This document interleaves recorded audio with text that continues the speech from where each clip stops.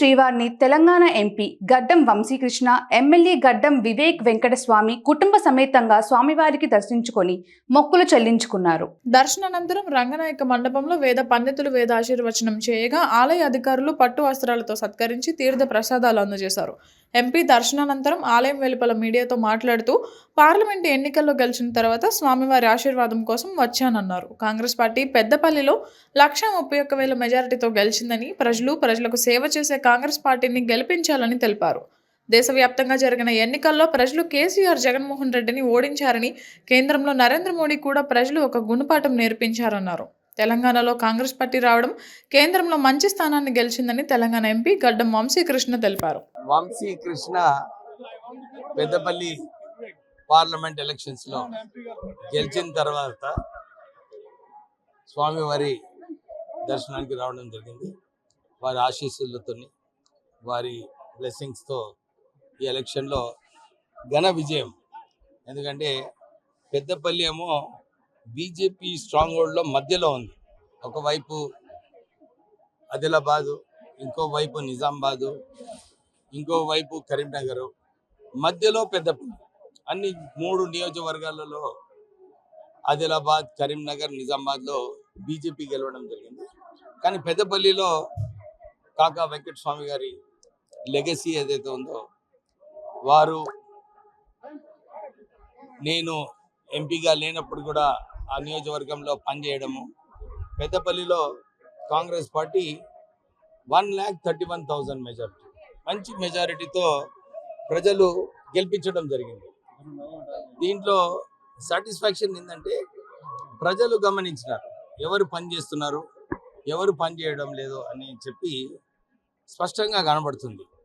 కాగా వెంకటస్వామి గారు అక్కడ పార్లమెంట్ సభ్యునిగా అయిన తర్వాత కాంగ్రెస్ పార్టీ తరఫు నుంచి వారన్నా, వారి కుటుంబ సభ్యులు, నేనన్నా, ఇప్పుడు వంశీ అన్న కానీ కాంగ్రెస్ తరఫు నుంచి గెలవడం జరిగింది.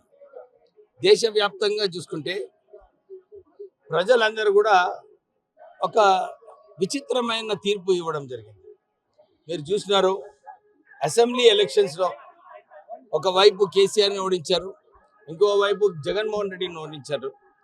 కేంద్రంలో మోడీ గారు ఏదైతే అంటున్నారో 400 సీట్లు వస్తాయని చెప్పి వారికి కూడా ఒక సరైన గుణపాఠం నేర్పించారు.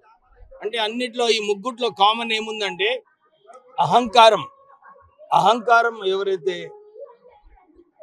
సత్తాలో ఉన్నప్పుడు చూపిస్తారో ప్రజలు వారికి సరైన గుణపాఠం నేర్పిస్తారు. ప్రజాస్వామ్యం, ఈ దేశ ప్రజలందరూ కూడా ప్రజాస్వామ్యంని గౌరవిస్తారు. ప్రజల ప్రేమ గెలిపించుకోవాలి, కానీ అహంకారంతో నేను ఇష్టం వచ్చినట్టు చేస్తాను, ప్రజలు నా వైపే ఉన్నారని ఏదైతే ఊహించుకుంటారో దాన్ని ఒక మంచి లెసన్ ప్రజలందరూ కూడా ఈ తీర్పులో ఇవ్వడం జరిగింది. ఇది ప్రజా నాయకులందరికీ కూడా, ఏ పార్టీ అయినా కానీ మీరు ప్రజల సేవ చేయండి. మీరు ప్రజల సేవ చేసినప్పుడు ప్రజలు దాన్ని ఆదరించి వాళ్ళు గెలిపిస్తారు. అయితే ఇది చాలా సంతోషంగా ఉంది. కాంగ్రెస్ పార్టీ తెలంగాణలో గెలవడము, కేంద్రంలో మంచి సీట్లు గెలవడము, ఎన్డీఏ ప్రభుత్వము వీక్ కావడము. ఎందుకంటే ఎన్డీఏ ప్రభుత్వము ఎప్పుడు ఈడీ, సిబిఐ అని చెప్పి ఎవరికైతే వారికి అనుకూలంగా ఉంటారో వాళ్ళ మీద ఈడీ, సిబిఐ ఉండదు. ఎవరైతే వ్యతిరేకిస్తున్నారో వాళ్ళపైన ఈడీ, సిబిఐ అన్ని కూడా ఉపయోగిస్తారు. నా పైన కూడా అప్పుడు అసెంబ్లీ ఎలక్షన్స్లో చేయడం జరిగింది. కానీ ఏమి దొరకలేదు వారికి. కేవలము ఆ అంశంని వాడుకొని గెలవాలని ఏదైతే అనుకుంటున్నారో ప్రజలందరూ కూడా ఒక సరైన గుణపాఠము అందరికీ నేర్పించడం జరిగింది. ఇదే కోరుకున్నాము, దేవునికి మొక్కినాము. ప్రజలందరూ కూడా బాగుండాలి.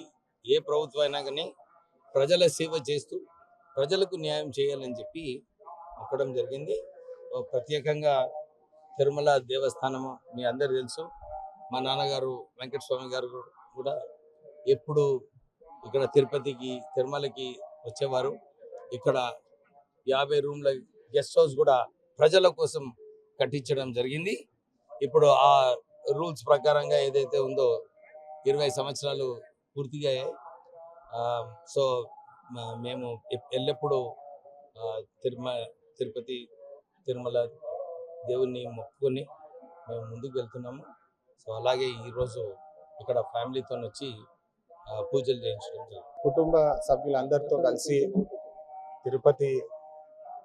తిరుమల తిరుపతి దేవస్థానం రావడం జరిగింది. దేవుడికి మొక్కి ప్రజలందరూ సుఖ సంతోషంగా ఉండి ఏదైతే ప్రజాపాలన ఎన్నుకున్నారో ప్రజలందరికీ న్యాయం చేసేటట్టు పనిచేసి ప్రజలందరికీ మంచి చేసే ఉద్దేశంతో వచ్చిన నాయకులను ఎన్నుకున్నారు. ఈసారి అందరూ ఖచ్చితంగా మంచి చేస్తామని చెప్పి మళ్ళొకసారి దేవునికి ప్రార్థిస్తూ మొక్కుకున్నాం.